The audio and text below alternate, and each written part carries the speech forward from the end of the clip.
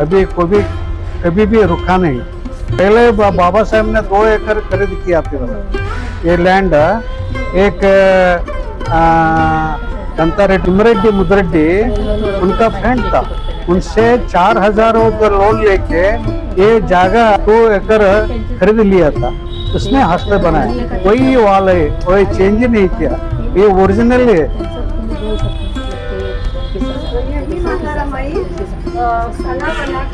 हाँ खिलाया, सबको स्टोन्स पे खिलाया। यहाँ का अंदर देख सकते हैं। हाँ रोज चलिए चलिए, कोई बात नहीं। तर हेच ते वसतिगृह आहे जे बाबासाहेबांनी 1929 ला बांधले आहे।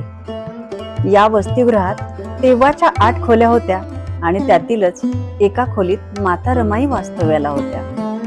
तर हीच ती खोली जिथे रमाई वास्तव्याला होत्या।